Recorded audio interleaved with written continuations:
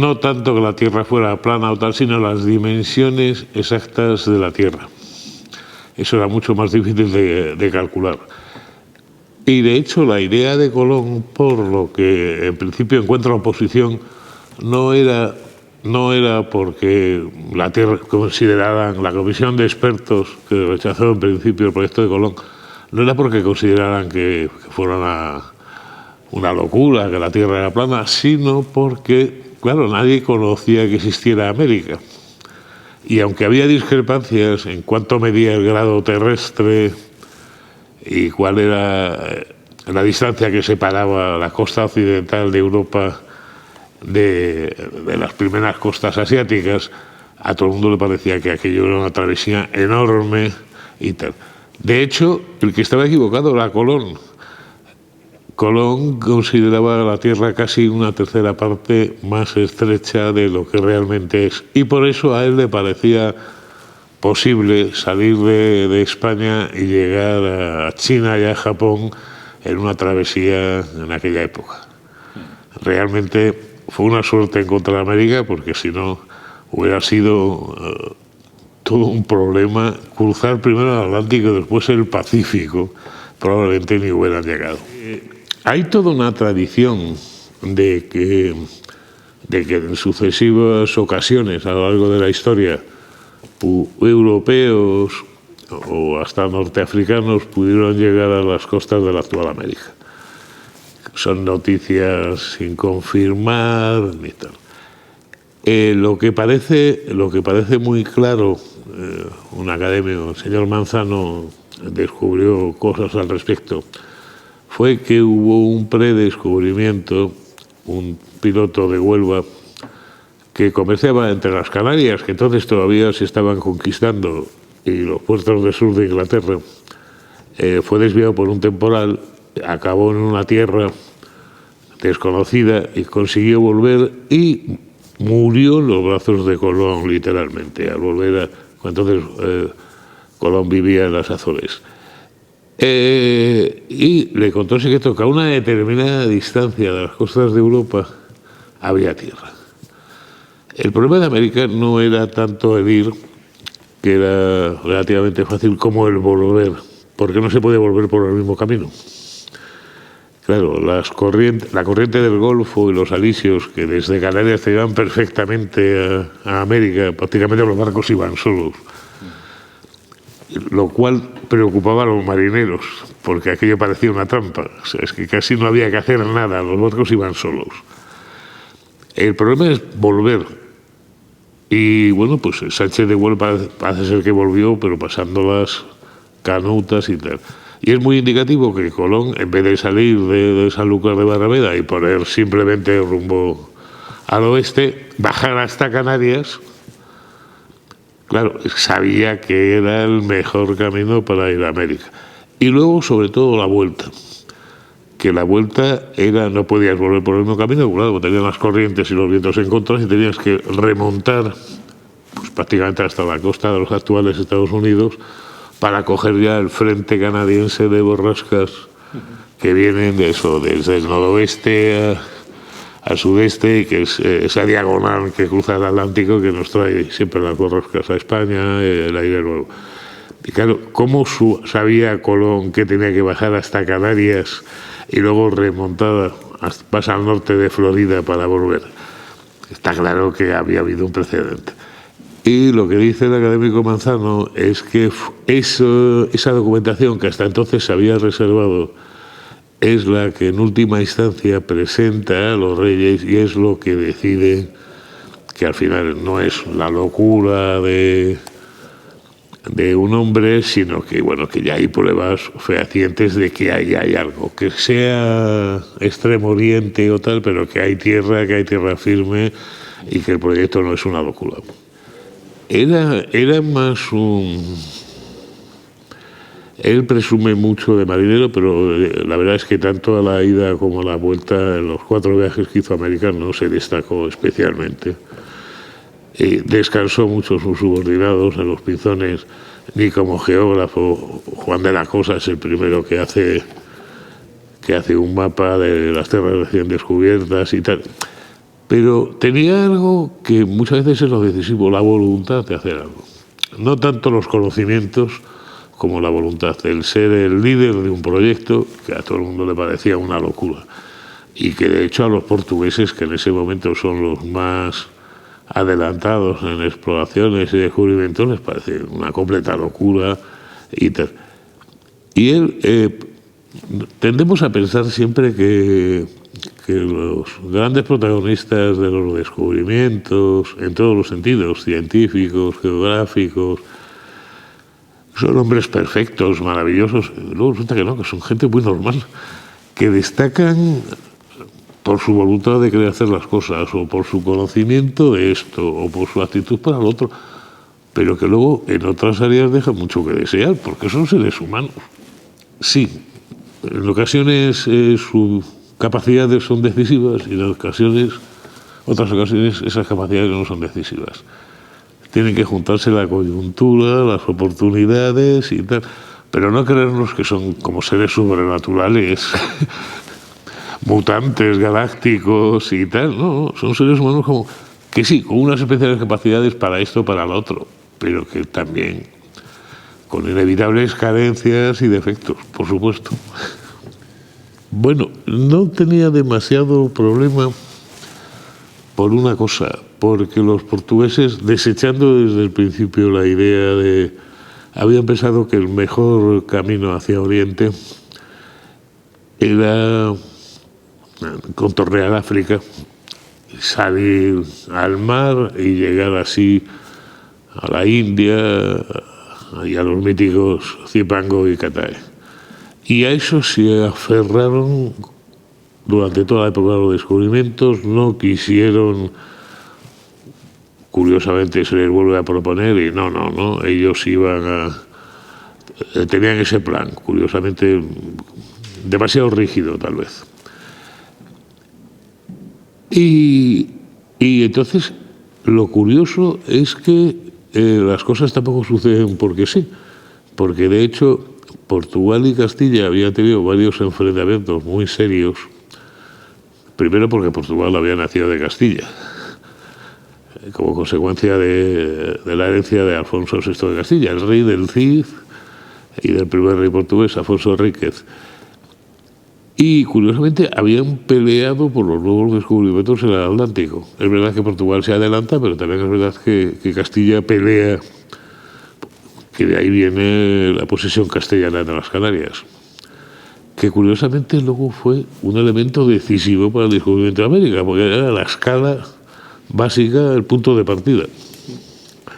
O sea, nada sucede porque así. Si acaso que los planes portugueses, con todo su inmenso valor, fueron excesivamente rígidos y limitados solo a una oportunidad, que era recorrer el antiguo viejo mundo, más o menos conocido, Eurasia y África, y tal, y nada de aventuras por el océano, que nadie sabía cómo podían terminar.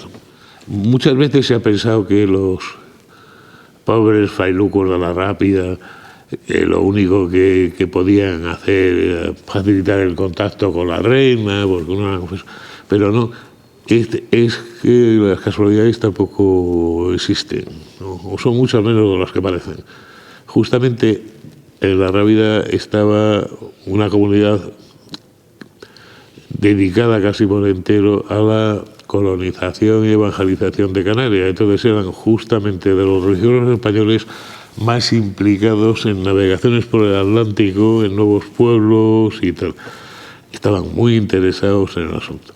Y ya que habían aparecido las Islas Afortunadas, ¿por qué no podían aparecer más cosas en el Atlántico? A lo mejor no se podía llegar a Cipango y a Cathay, pero sí que se podían encontrar cosas que merecieran la pena.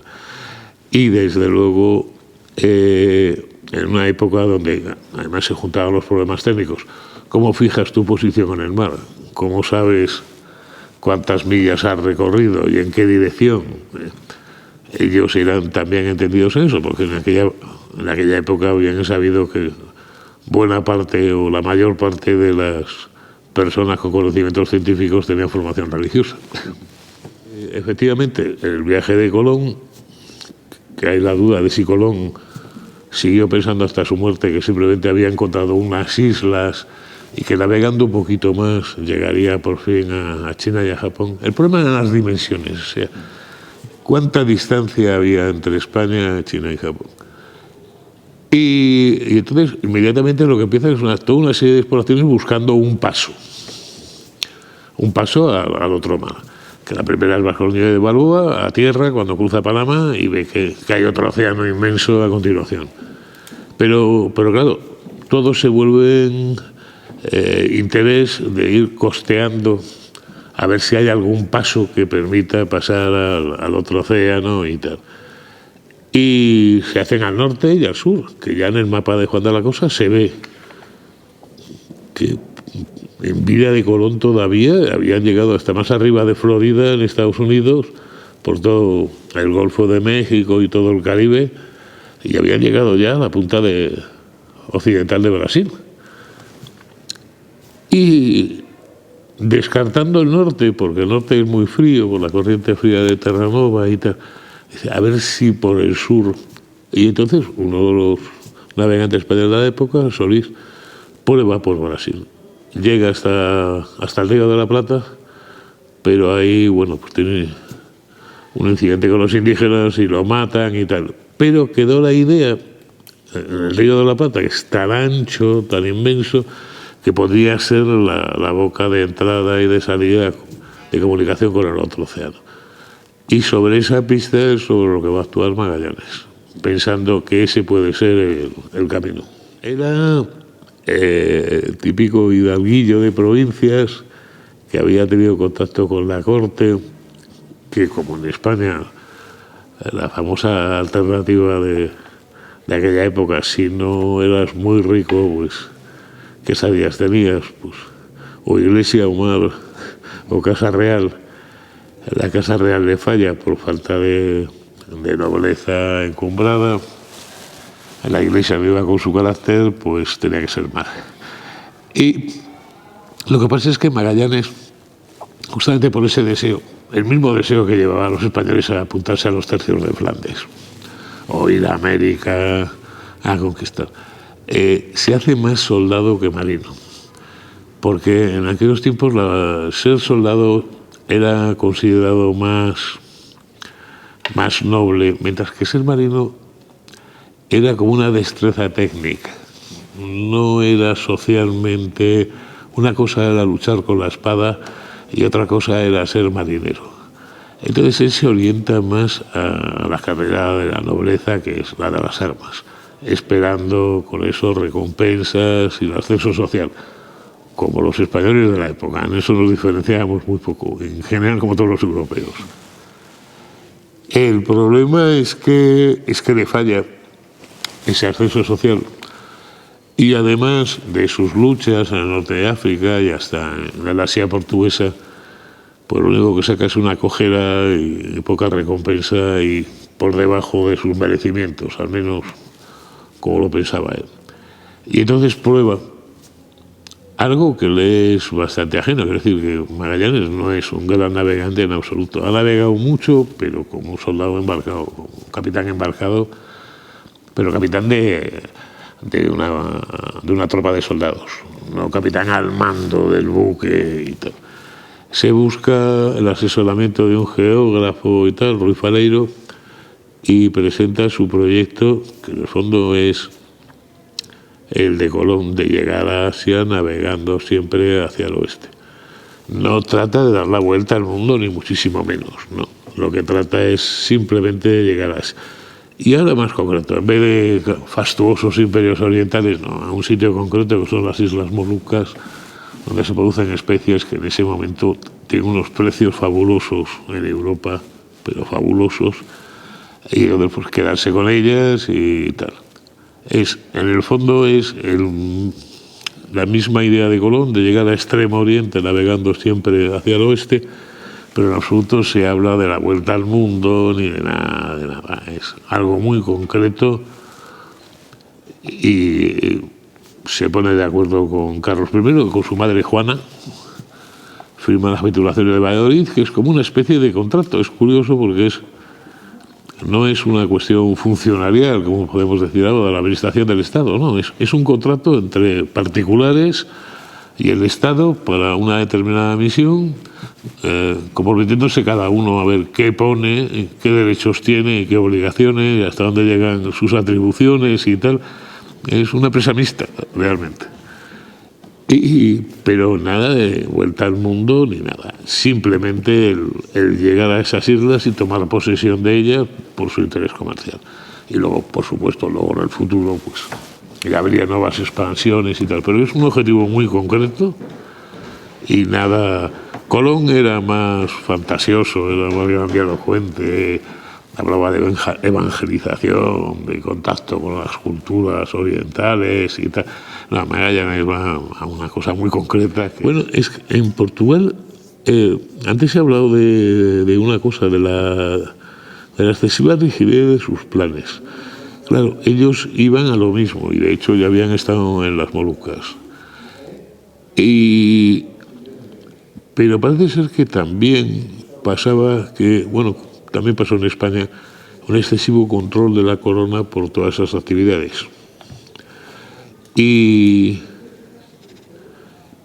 entonces resulta que ves que hay muchos portugueses que se vienen a España, a Sevilla, que era el centro el puerto de comunicación con las Indias y tal, porque aquí la presión era menor y la mano estaba un poco más abierta.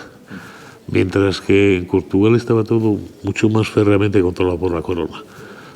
Lo curioso es que Magallanes, cuando viene a España a ofrecer su búsqueda a los primeros, se encuentra con que en Sevilla hay una gran colonia de portugueses que se han venido aquí porque en Portugal la corona es muy restrictiva y quiere controlarlo todo.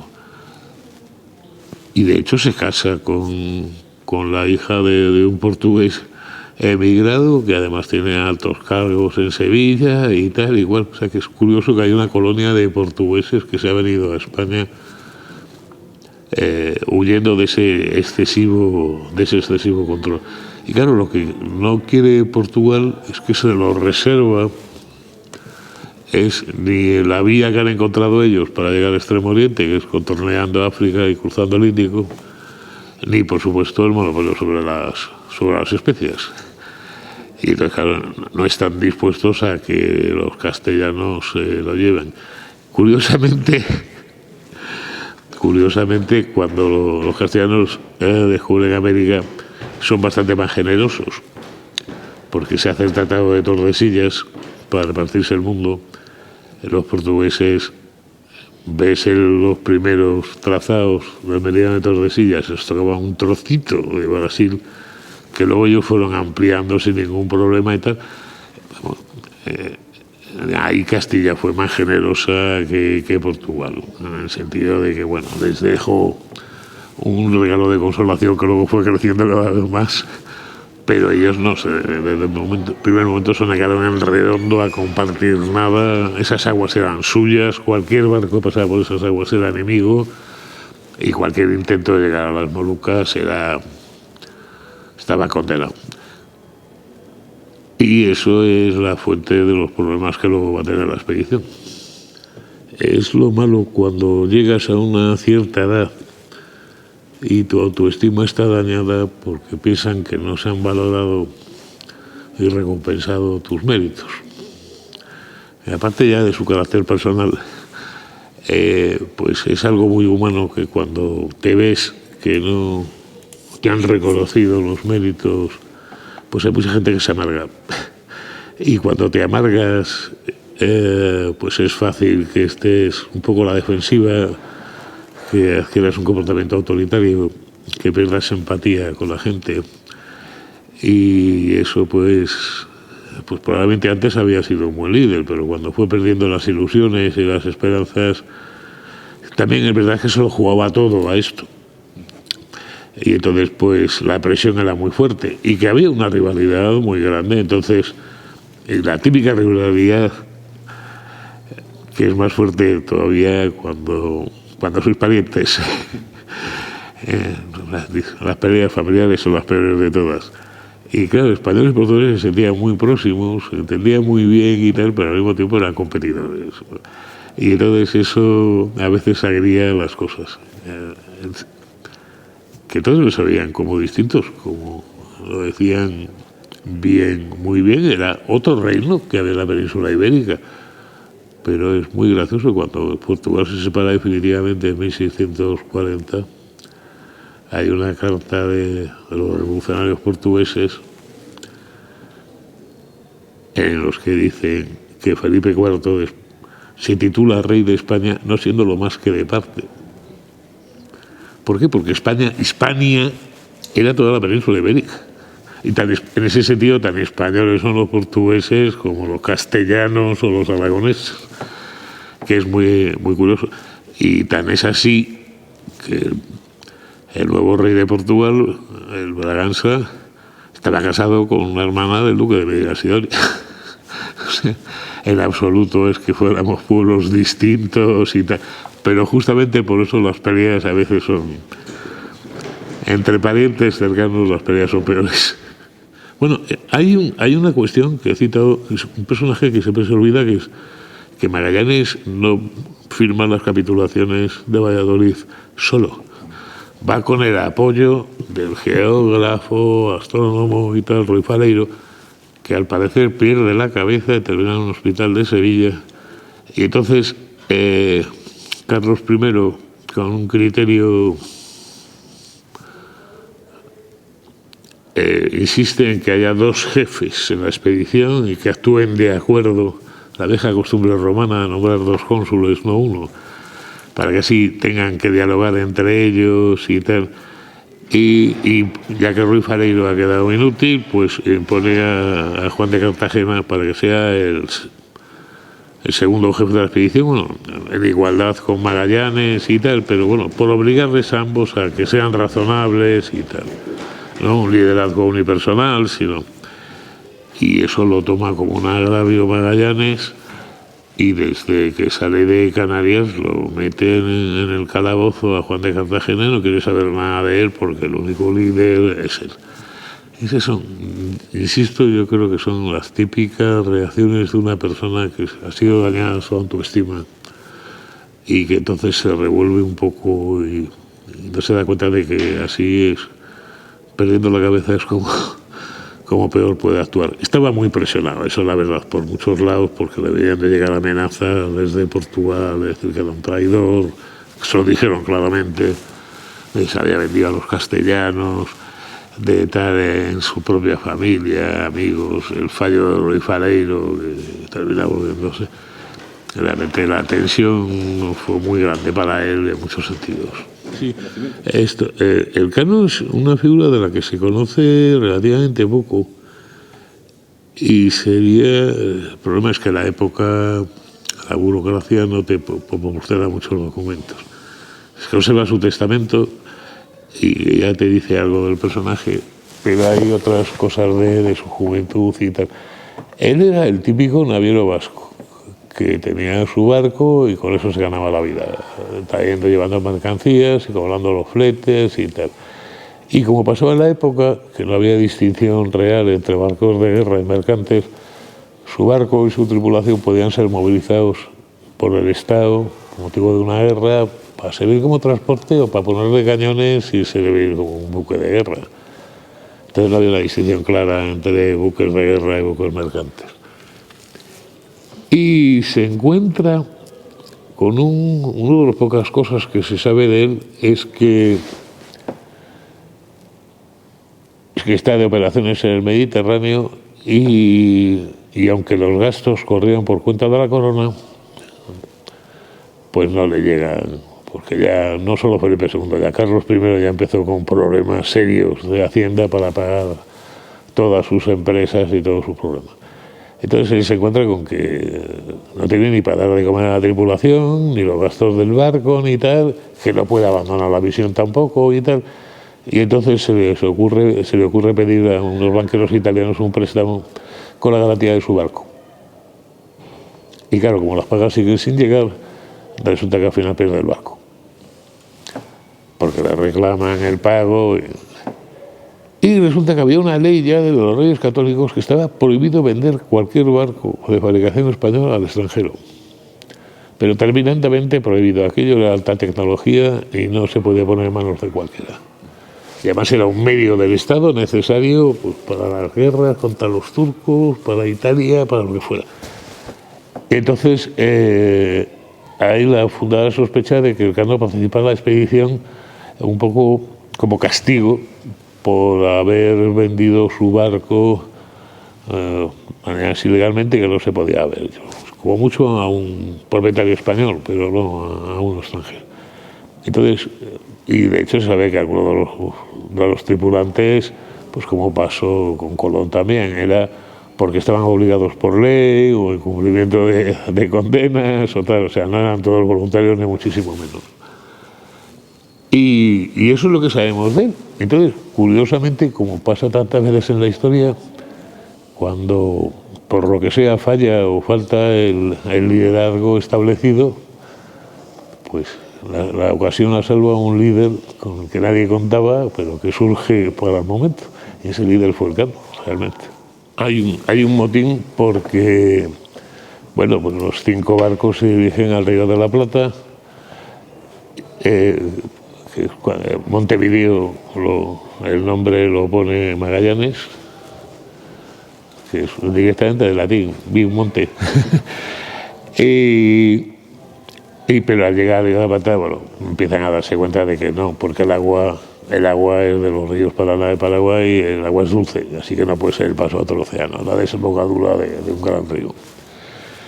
Y entonces Magallanes toma la decisión de seguir hacia abajo pensando que algún paso habrá antes o después. Y es la primera exploración de la Patagonia y de lo que es Argentina. De la Patagonia y de los Patagones. El problema es que, claro, están en el hemisferio sur, que las estaciones están invertidas, no conocen la costa, aquí está azotado constantemente de vientos y de tempestades, es muy árida, es muy seca, muy fría y no produce prácticamente nada. No saben por dónde van, no tienen idea, y además pasa otra cosa, que claro, es que los portugueses sí que tenían alguna experiencia de navegación por debajo del Ecuador, en el hemisferio sur, pero los españoles rarísima. O sea, nos habíamos quedado con la ruta de Canarias al Caribe y vuelta, y eso era el 90%. Todavía no se había conquistado Perú, por ejemplo. Y entonces, claro, para ellos era algo sorprendente no saber dónde iban. Magallanes, que no facilitaba las cosas porque era muy callado, muy autoritario y muy tal, con lo cual aumenta la desconfianza. Este hombre está en sus cabales, a dónde nos quiere llevar, se ha dejado comprar por el rey de Portugal o amenazar, y nos quiere llevar al desastre, que esa es otra, claro. Es decir, ¿y si está haciendo un doble juego? Y entonces el ambiente es... Juan de Cartagena seguía en el calabozo, el ambiente es muy malo, y cuando ven que no, aquello no tiene ni pies ni cabeza y que tal, pues hay un intento de motín que es controlado de manera sumaria y hasta violenta, y de momento la cosa se calma, pero claro, simplemente se calma, con eso no restablece la tranquilidad ni la autoridad moral, simplemente que se resigna y siguen navegando hacia abajo, pasándolas muy mal, hasta que de repente, bueno, pues, surge el milagro de que encuentran un paso. Pero curiosamente el signo de cómo estaban las cosas es que un barco se pierde en uno de los temporales, de los 5, y el otro directamente deserta y vuelve a España. Que las pasaron muy mal porque venían sin provisiones y tener que volver desde casi el estrecho de Magallanes otra vez hasta Canarias, otra vez hasta España. Murieron muchos porque había escorbuto por falta de alimentos frescos y tal. Y ya, curiosamente, cuando descubren Magallanes ya no son 5 barcos, ya son 3. Y ahí Magallanes hace otra cosa que rasca un poco, y es que a los mayores implicados en el motín los abandonan a una isla desierta. Es una especie de condena a muerte aplazada hasta que el frío, el hambre y hasta la sed te acaben contigo. Que luego se ha utilizado muchas veces como argumento en películas de piratas y tal, abandonar a alguien, no matarlo directamente. Claro, uno de ellos era complicado porque además era religioso. Y para mandar pena de muerte a un religioso en la época te podías ganar una condena por la Inquisición a poco que te resbalaras.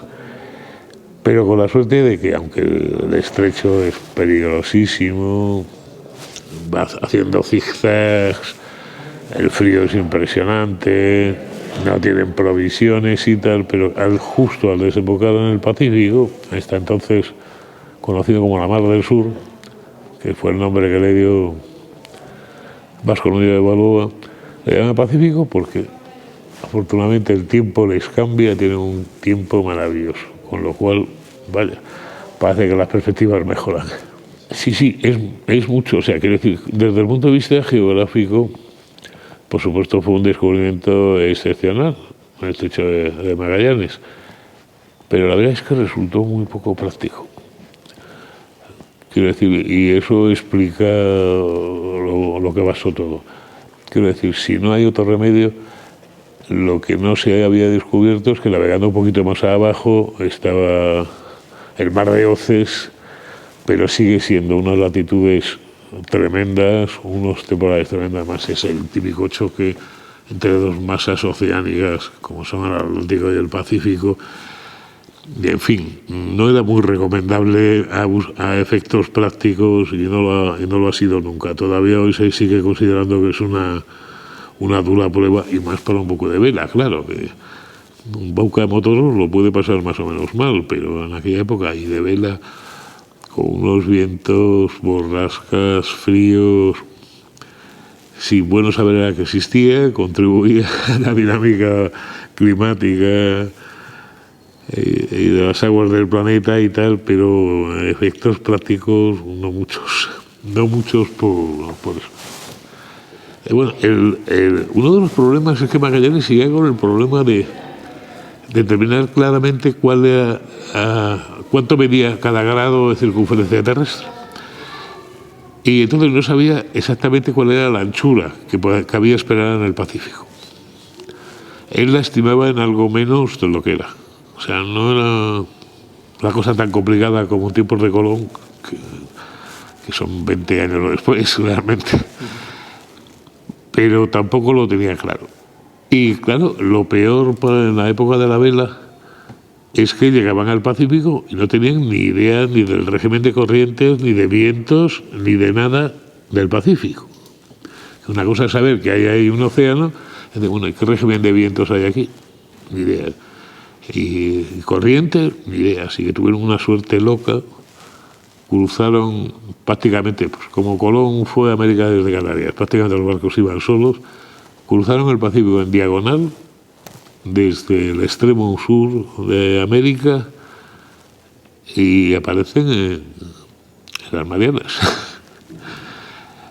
Lo cual indica también otra cosa, que es curioso. El mayor problema de la época era medir la longitud, es decir, la distancia horizontal entre dos puntos en el globo terrestre, porque no había instrumentos adecuados para ello. Entonces el problema de las distancias era complicado. Pero curiosamente Magallanes aquí cometió un error raro, que es un error en latitud. ¿Por qué sube tanto hacia el norte? ¿Por qué se sube hasta las Marianas si él sabía dónde estaban las Molucas? Ya habían estado los portugueses y estaban más o menos situados. ¿Por qué se va tan arriba? ¿Era por aprovechar la corriente o qué estaba haciendo ahí? Luego hay otra serie de decisiones que va tomando que indican probablemente que muy callado Magallanes, que no daba cuenta a nadie de nada y que dejó muy poquitos papeles. En la época había, y durante mucho tiempo después, había mucho miedo a dejar papeles que te pudieran causar problemas. Porque las palabras se las lleva el viento, pero los papeles son pruebas tangibles que luego se pueden utilizar contra ti. Entonces es curioso, Magallanes no solamente no cuenta nada a nadie, sino que tampoco deja documentación. Entonces no sabemos sus decisiones. Yo tengo una teoría que es concorde más o menos con lo que hizo después. Llega a las Marianas y bautiza como ladrones, porque los indígenas son tan primitivos que ni siquiera conocen el trueque de una cosa por otra. No, directamente lo que les gusta, suben a los barcos, lo que les gusta lo cogen, con lo cual crea terribles problemas.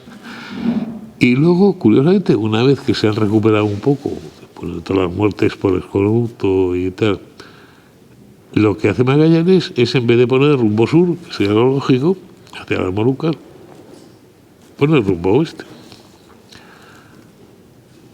Y entonces, claro, aquí aparece otro problema, es decir, ¿por qué hace eso? ¿Y por qué se va, descubre las Filipinas y empieza a meterse en guerras entre los indígenas? Dices, pero bueno, si tu objetivo claro eran las Molucas y dejarte de todo lo demás y establecer ahí una factoría española y tomar posesión del archipiélago y controlar las especies y ya está, ¿qué hacían Filipinas? Probablemente había un problema gordo que va a seguir existiendo. Es que la demarcación del meridiano de Tordesillas estaba en el Atlántico, pero también en el Pacífico. Entonces, había la duda enorme de que las Molucas estaban en la zona atribuida a Portugal y que Magallanes se podía encontrar, aparte de esos monopolistas portugueses o tal, con que su descubrimiento era inútil o podía causar un problema enorme con Portugal, que de hecho en las capitulaciones le advierten de que lo evite. Entonces, llegar a las Molucas, intentar establecerse ahí y luego tener que abandonarlas. Y yo creo que lo estaba buscando Magallanes era una alternativa. Por si las Molucas al final están en la zona portuguesa. Claro, como él no sabía exactamente por dónde pasaba el meridiano de Tordesillas, por si al final nos tenemos que quedar sin las Molucas y tal, no será bueno no volver con las manos vacías a España, tener algo, y yo creo que por eso es por lo que se mete en líos en Filipinas, que le apartaban de su misión y tal, pero eso, por no volver con las manos vacías, por no tal. Pero es que no lo contó a nadie, entonces hay que suponerlo. Sí, es que pasaba una cosa. El escorbuto, que fue la principal, es una vitaminosis de vitamina C producida por no poder comer frutas ni alimentos frescos. Al principio, el típico síntoma que todo el mundo conoce es sangrado de encías, pero la cosa es mucho más grave porque uno de los componentes básicos que produce la vitamina C es el tejido vascular. Entonces, si estás mucho tiempo sin tomar vitamina C, las paredes venosas y arteriales se empiezan a hacer porosas, empiezan a tener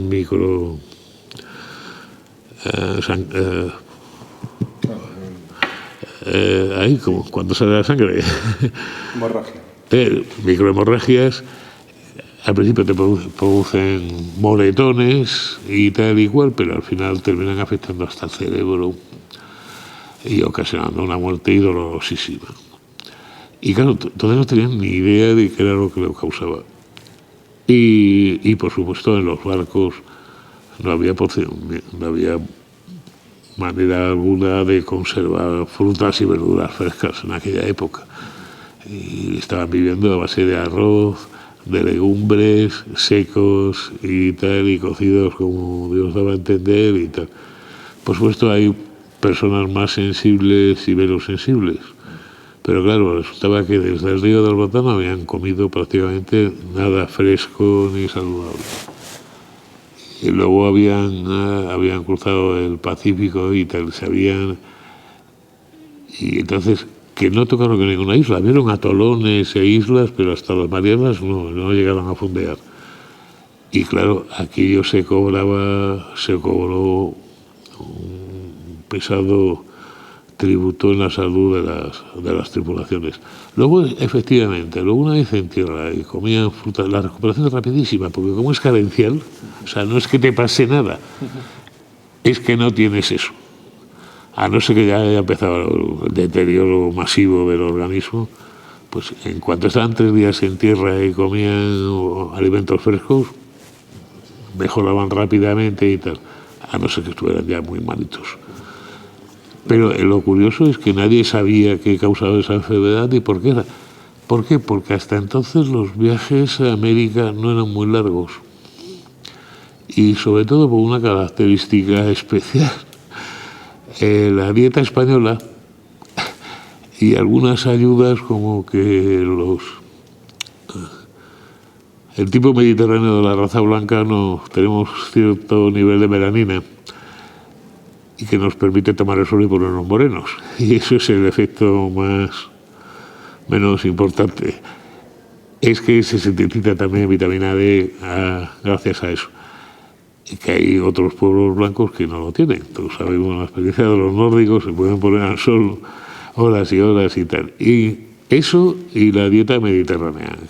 Estamos muy acostumbrados más que otros pueblos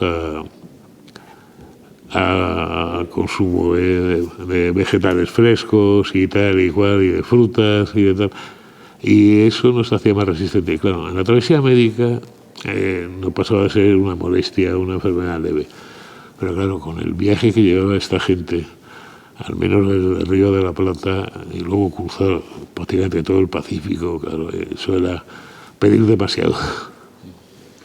No, que es una cosa poco conocida, que el descubrimiento de la cura del escorbuto, básicamente con cítricos, con naranjas, limones y tal, que tienen un alto contenido de vitamina C, hasta ahora atribuido a un médico escocés del siglo XVIII. Hay pruebas más que evidentes de que fue un médico y fraile agustino del siglo XVI español, que el que describe por primera vez el tratamiento. Lo curioso es que el problema no era descubrir la causa del tratamiento, sino cuál era su eficacia de tratamiento, porque dices, bueno, sí, el escorbuto en una larga navegación se cura tomando zumo de naranja y de limón. ¿Y cómo conservan naranjas y limones a bordo de un barco cuando no había neveras ni había nada? Ese era el problema, que sabían que tal. Probaron varios procedimientos y está documentado, pasarlos al vacío, hacer el zumo y pasarlo al vacío, hacer el zumo y calentarlo al baño María, pero claro, al calentarlo se perdían las vitaminas. En cualquier caso, siempre daba un margen mayor, o sea, hacía que la enfermedad tardara más en aparecer. Aunque los zumos aguantaran 15 días, pues ya 15 días que ganabas, y eso podía ser la diferencia entre la vida y la muerte. Lo curioso es que, como tantas veces, lo que se descubre en el 18, y no Lynn, el médico escocés, sino un discípulo suyo, y no realmente es un descubrimiento, es lo típico que descubres que funciona y no sabes por qué. Es que la manera de matar los gérmenes, los hongos que producen la descomposición de los zumos, era echarles alcohol destilado, que es el grog, la bebida marinera británica, que es en un zumo de limón o un zumo con limones o de limas, echar ron o echar alcohol destilado, porque eso mata a los gérmenes, que es curiosamente algo también que se ha aplicado a una cosa muy distinta, a los vinos andaluces. Se les estropeaban cuando los ingleses siempre han sido grandes consumidores de vino andaluz. Se estropeaban en la travesía desde Sanlúcar y desde Cádiz hasta los puertos ingleses. Y descubrieron que echando un poquito de alcohol vínico, de alcohol destilado, llegaban enteros, justamente porque mataban otra vez los microorganismos productores de eso. Pero que eso más que fue lo típico de eso, que sabes que funciona, pero no sabes por qué. Sí, bueno, se mete en una disputa entre caciques locales y tal, se fía de ellos.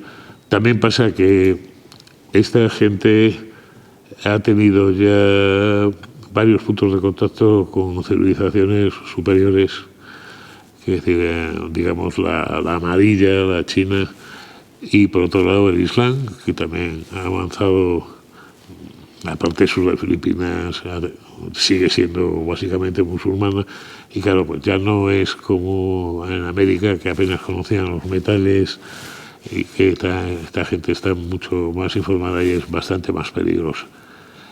Y él se deja llevar, al final muere como un valiente, defendiendo a los suyos, siendo el último en reembarcar, pero muere, y lo que es peor, no deja prácticamente ningún papel, ninguna orden, ni nada, y están ahí, en Cebú, en Filipinas, no saben ni cómo seguir, dónde están las Molucas, ni cómo hacerlo, ni nada.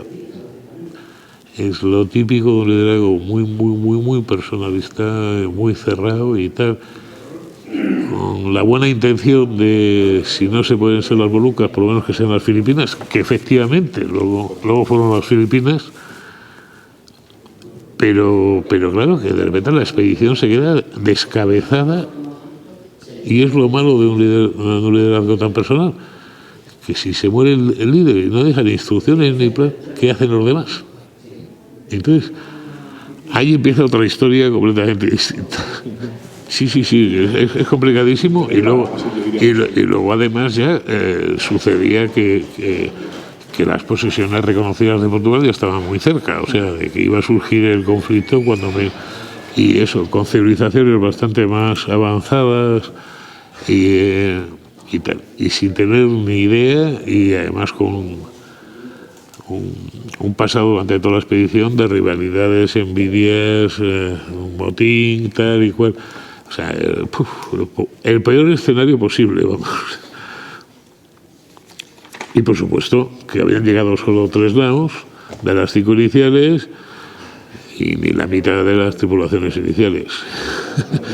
Que esa es otra. O sea, quiero decir, ya cuando muere Magallanes, parece que la cosa se va a ir al garete por completo, y ya veremos si consiguen volver y cómo.